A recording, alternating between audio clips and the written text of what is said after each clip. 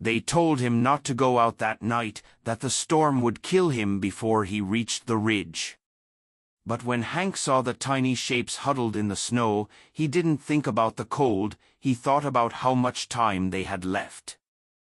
The storm had rolled in faster than anyone expected, swallowing the sky in gray before the sun had even dipped below the tree-line. By nightfall, the mountains around Cedar Creek were a wall of white. Hank McAllister stood at the ranger station window, watching the snow swirl and whip against the glass.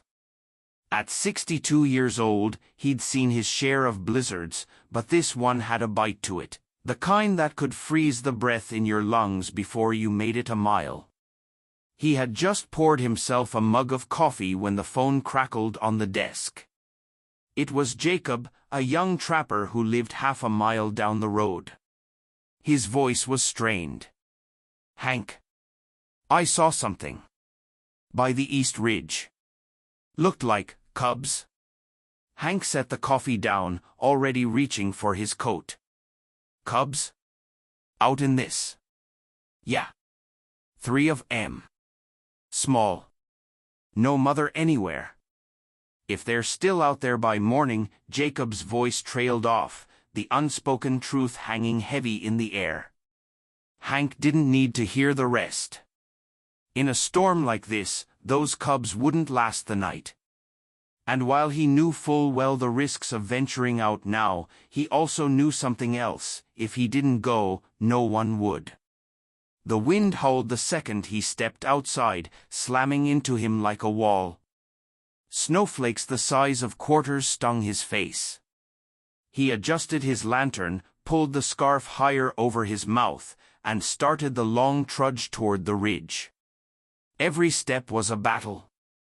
Snow was already past his knees, and the path he knew by heart in daylight was now buried under a shifting white landscape. Twice he almost lost his footing.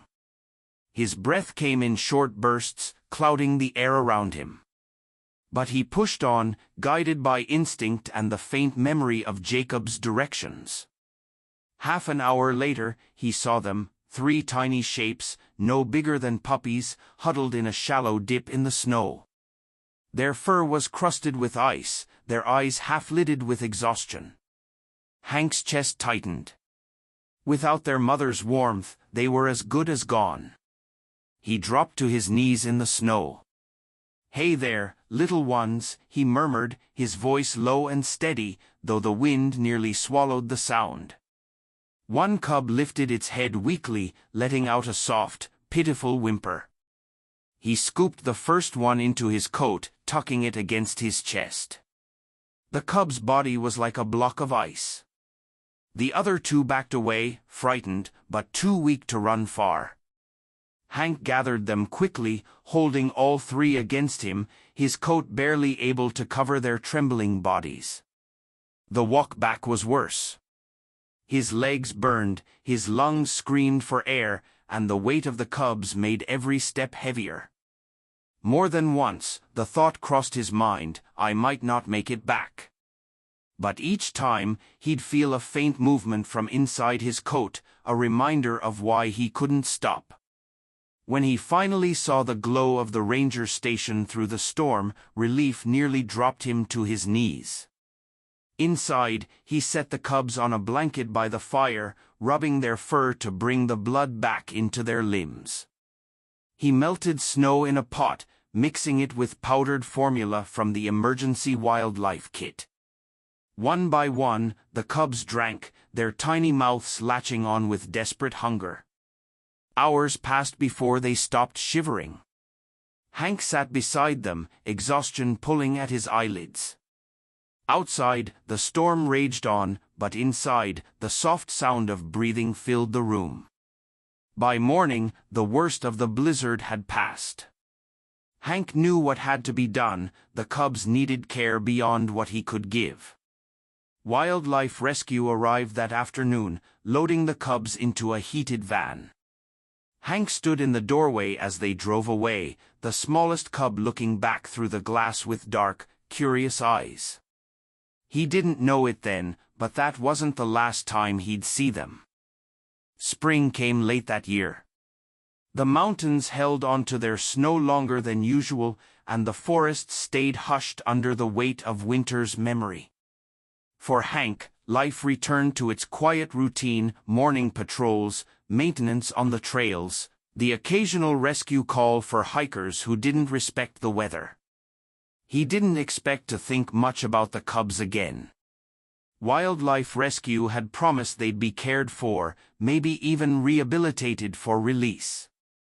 Still, every now and then, he'd catch himself wondering. Had they survived? Were they somewhere far from here now, roaming free? Or had nature taken its toll before they'd had the chance? 3 years passed without an answer. On an overcast October morning, Hank found himself deep in the northern range, repairing a broken section of trail fence. The air was crisp, carrying the smell of damp pine needles and distant rain. He worked alone, just the quiet rhythm of the hammer, the creak of the fence posts, and the occasional rustle of wind through the branches. That's when he heard it. A low sound, almost like the rumble of an engine, but deeper, heavier. He froze, listening. Another rustle, this time closer, and heavier than a deer's step. Hank slowly straightened, his eyes scanning the tree line. From between the trunks emerged a shape so large it seemed to swallow the space around it. A bear. Not just any bear, this one's fur was a rich, deep brown, its shoulders broad, its head massive. But it wasn't charging. It wasn't even posturing. It just stood there, watching him. Hank's hand instinctively went to the bear spray on his belt, but something in the animal's eyes made him pause.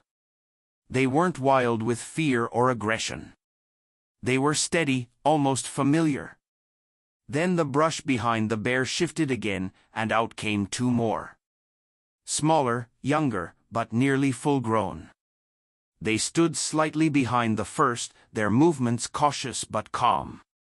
Hank's heart thudded in his chest. 3 bears. It hit him like a sudden gust of wind. 3. The big one took a slow step forward, and Hank noticed the faint scar across its left ear.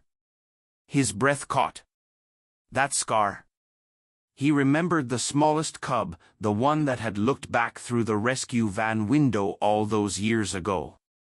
It had had that same nick in its ear, barely healed from some scrape before he'd found them. Can't be, Hank whispered to himself. But the bear stopped just a few yards away, lowering its head in a way that wasn't threatening, more like acknowledgement. The other 2 watched closely, their bodies relaxed.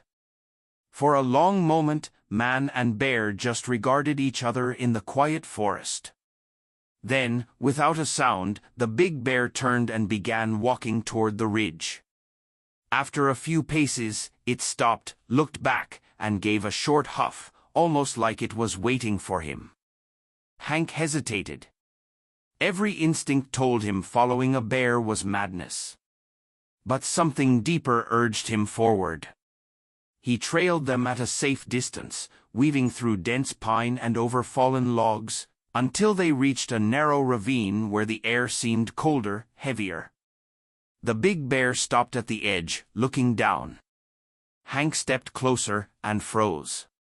Below, tangled in the undergrowth at the base of the ravine, was a hiker. A young man, barely conscious, his leg twisted unnaturally beneath him.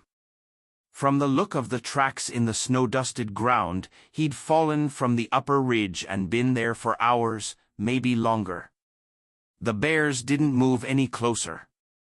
They just stood there, as if they'd led Hank to the spot on purpose. Adrenaline kicked in. Hank scrambled down the slope, careful not to worsen the man's injuries. He checked his pulse, weak but steady. The kid was hypothermic and dehydrated. Without help soon, he wouldn't make it. Hank radioed for an emergency evac, giving the coordinates. As he worked to keep the hiker warm and conscious, he glanced up at the ridge. The three bears were still there, watching silently. When the rescue team arrived 20 minutes later, the bears were gone, melting back into the forest without a sound. The hiker made a full recovery. Later, when Hank told the story, people smiled politely, nodding but clearly doubtful. Bears don't do that, they'd say. They're wild animals. They don't remember people. But Hank knew better. He'd seen the way the big one looked at him. He'd seen the scar. And deep down, he knew 3 lives saved in a blizzard had come back, years later, to save his. Weeks passed, and life in the mountains returned to its quiet rhythm. The incident with the hiker made local headlines, but the details about how Hank had found him were left vague. Some things were better kept between man and wilderness. One evening, as the sun sank low and painted the peaks in molten gold, Hank sat on the porch of his small ranger cabin. The air was crisp, scented with pine and wood smoke. He sipped his coffee slowly, his eyes drifting toward the darkening tree-line. In the distance, something moved. He reached for his binoculars, but before he could lift them, he saw it, the same massive bear from the ravine, standing just beyond the clearing. The fading light caught the nick in its ear, unmistakable. The bear didn't move closer. It simply stood there, the wind ruffling its thick fur, the same calm, steady gaze fixed on him.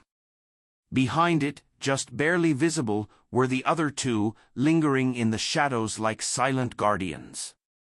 Hank didn't speak.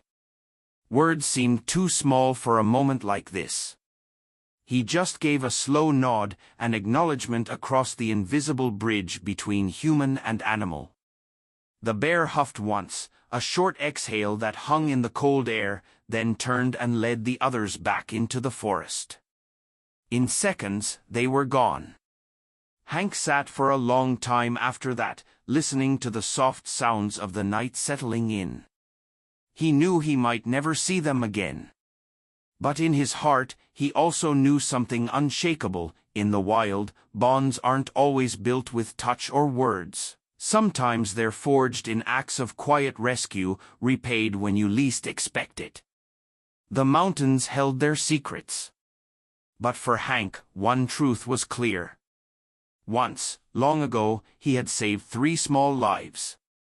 And in return, those lives had come back, not as frightened cubs, but as the silent, towering protectors of the man who had given them a second chance. And somewhere out there, in the vast sweep of forest and shadow, those 3 bears still roamed. Watching. Remembering.